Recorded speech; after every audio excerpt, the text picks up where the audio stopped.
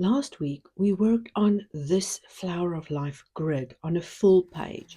And our why is so that we have a inside design for our front cover.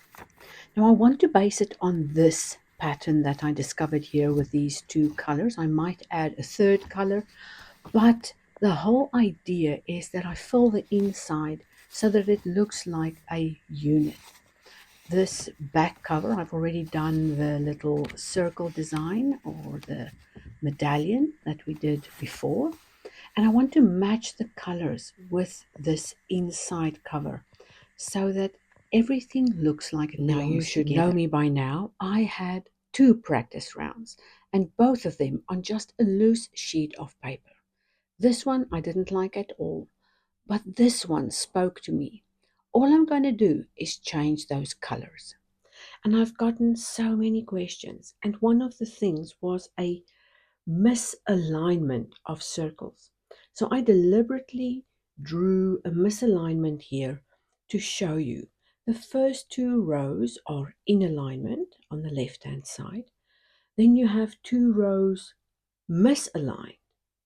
And then on the right hand side, there are 2 more lines that are in perfect harmony with each other again.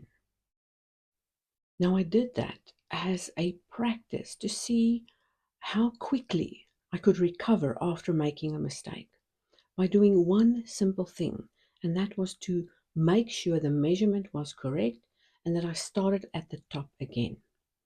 Now, we always find ourselves in sticky situations like this, especially when we believe that what we've done or what we're going through was a mistake or a failure. And this emotional roller coaster is just one way we get so off track. But what if you could go back to the foundation, take the measurement again, try again, and realize how resilient you really are? A moment of reflection, of looking back at what changes you could have made, what adaptations you could have made. Here is where you see it best. Everything was working great in that first 2 rounds. Then I moved direction and you can see it's already starting to wobble. Things are not aligning up, things are not working out. And then I realized, but maybe the size changed, or maybe I moved something. I rechecked that and I came back in, and it still looked wrong. But I know because I checked in with the foundation shape, that foundation circle, this one here. I knew that if I just continue hitting the right marks, that it will all come together and work out again. And can you see that there was a structure when we were in alignment with the blueprint, then chaos when we were not, and then because we went back to that original size, original shape, original measurement, the foundation, we now have the outcome we were hoping to have throughout. So keep in mind that you sometimes have to sacrifice time and supplies and a page in your sketchbook to get something right. But now you know, if you're not going to be mindful and careful with your tools, they might change shape or size, or you might be placing them in the wrong line. And while you're in there, while you're busy making the mistake, you cannot see that. But if you step back and reflect, then you realize, oh, I could have done it this way. Or this was where I went off course. Or let's try another page. And then you get results like these, where the more you practice, the more that shape becomes part of the experience, and you come up with better, newer, more comfortable ways of doing the things you really want to do. You just have to keep on practicing. Even doctors continue their practices. They keep on practicing because nothing is perfection from the beginning. You'll always need to adapt and adjust until you can get it right. And even in this one, yes, the shapes all fit and line up, but some lines were fainter than others. In some places, my pencil slipped. So it's still not perfect, but it's starting to feel like that natural rhythm. Look here, there's also a mistake. But the minute I realized that line didn't line up, I went back to the foundation circle, made sure my measurements were correct, and then continued. And how you could have done it differently to suit your current skills. Then it becomes easier. It becomes more doable. It becomes more in line with the skills you already have. And even if you have to try 3, 4, 5, or 6 times and sacrifice a page, every time you do that, you have learned something about yourself and about your process. And when you know how to process things, it becomes easier for you to adjust when things go wrong. Because adjustment is far better than giving up. If you could do a drawing practice like this to release stress, to release anger, to let go of frustration, to calm your mind down, to reduce overwhelm, then you have won more than half the battle. Then you might find out that it's not the geometry. It might be that you're just not used to using the tool, or that you might not like sacrificing pages in your sketchbook for the sake of practice. Whatever your reason was for feeling like you needed to give up or that this wasn't a practice for you, keep in mind that these are mindful practices. Okay, it's time to reduce the size and go down to about 1 centimeter because we are going to draw circles within the circles. Just keep drawing inside each and every circle until you've reached the end. All of them need to get circles by now, and this is just another one of those repetitive processes that bring in calm, that help the mind to adjust, and that also helps you stay present. That's what mindfulness is about, is becoming present with the here and now, with the thing you are busy with, instead of having your mind wander off into other places or worrying about things that haven't even happened yet. Just follow this rhythm, create more little circles within those bigger circles, and enjoy this creative process. It's one of those sweet little moments where you don't have to think about anything. It's just this rhythmic placement of the compass and turning around and around. Beautiful, beautiful practice. Look at those beautiful circles forming unique patterns already. Now, I'm going to color in and I want to show you what I do with these glitter markers and show you what I did with this flower of life pattern. Again, becoming a bigger pattern and bigger pattern idea than I initially anticipated. But with this development, it also means you get to explore. Now, what I'm catching out here are these small little blocks between the rows of circles. Let me show you. See how I'm only coloring in those sections between the triangles that form between the petals. So that's basically the midpoint between circles that is now showing because that small 1 centimeter circle is inside. Now, this will eventually become something different to uh, looking too technical. It's going to have a floral feel, but a geometric floral feel. And that's exactly what I was after. Something that could combine the sacred geometry with the feminine aspect of the birth of Venus, also combining the flower of life pattern, but bringing in a new element, a more masculine side, where things are inclined to be a little bit more straight lined and a little bit more square. There's no harm in combining these two curvier and straighter lines. But you'll notice that I'm keeping that curve on those edges just to make sure we do not lose touch with this feminine aspect of the result we got from this pattern. So, coloring in those shapes all the same color will help you develop the pattern from the beginning until the end.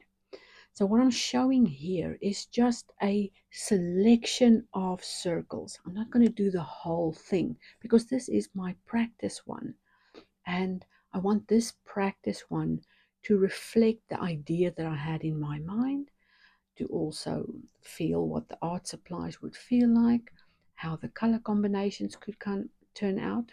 Not that I'm going to use this electric green and pink together for the final product, but I just wanted to see what the effect would look like if I started coloring it in. You can discover your own little pattern, or you can follow along and create this pattern inside your inner cover and have fun, explore, be creative, mix up art supplies, and just enjoy this process. We're getting to a point where our sketchbook covers are nearly ready to be put together, and I'll show you that whole process. So don't skip ahead. Don't go ahead and try your own thing unless you've got spares. Let's say you had 3, 4, or 5 practices on each of the front covers, or each of the shell paintings, or each of the figurines. Each of those will come in handy when you practice, when you play, and you can cut them out and collage them on other pages as well. And if time was the reason you felt resistance, then I want you to accept today that everything in life is going to take a little bit of time from you. Watching television is taking time from you. Scrolling on your phone is taking time from you. Being angry at someone is taking away time. Okay, here's your challenge. Take this page and find the patterns. See how the patterns come together, discover new ones, color them in different ways, and then have fun doing your own for your inner cover. Don't be afraid to experiment, even if you have to divide this page into 4 and do 4 different pattern discoveries and 4 different color combinations. That would give you enough practice, enough playtime, and a whole lot of mindfulness as you discover how to bring these things together. And if you have a new art supply, why not try that? I think that's why I've been playing a whole lot more this month. It's because of these glitter markers or glitter brush pens. Is that I just want to play now. I want to discover, I want to add glitter to everything and make my pages pretty. Now, I have to be very careful as a designer because I cannot scan something that is glittery without messing up the end result of that color. So, for the things I have to scan in, I'll use neutrals or not neutrals.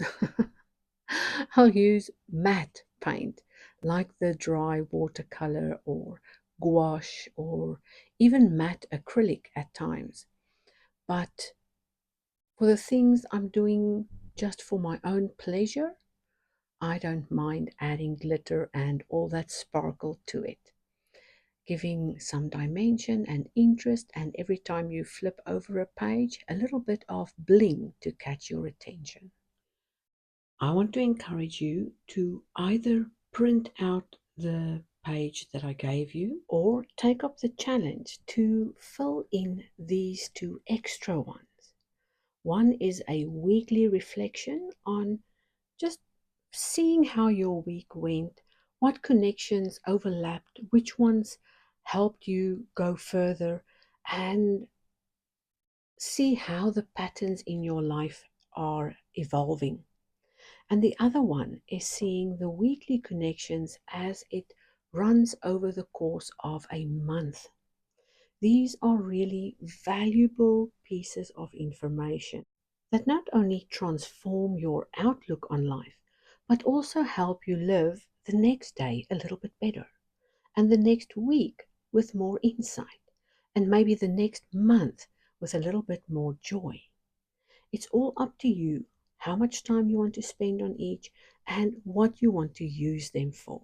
But I want you to enjoy every single moment. Go over and redraw even a section of this flower of life pattern because I want to show you something. I want to show you how you can connect the dots, reflect on your day, reflect on your friendships, reflect on everything that's happening in your life by using this little flower of life pattern. It is a beautiful, mindful practice to show you how all things are connected. Nothing is random and nothing came across your path today that wasn't there for you. It is a beautiful way to see the connections, to see the overlap, to reflect on things that happened to you, and to see clearly what the next step could be. Noticing possibilities, connections with friends, networking opportunities, or even just your own self mastery progress. How did the one thing influence something else? And how did all of those things come together to open a door to somewhere you needed to be? And you see, we are always in the right place, always doing the right thing.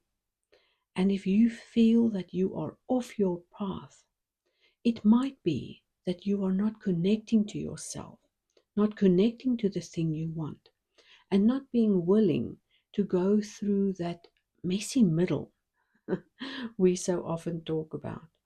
It's that place between where you were and where you want to be. But it feels like chaos. It feels wrong. It feels out of place, out of sync, out of alignment. And then, if you just take one more step and just open your mind to see that there are more possibilities, then everything comes together naturally, effortlessly, and so much easier than you initially thought. It's sometimes our own resistance that is blocking the pathway to release, to freedom, to the thing we really want. So, take that front cover and draw that pattern out again. You are now ready to take it to the next level, match up your colors, make it beautiful, and enjoy the entire process. It took me 2 days, and I could do it in between other tasks, which meant I had several breaks. And I want that for you too. Don't sit down and get frustrated. Rather spread it over a few days and see how you go.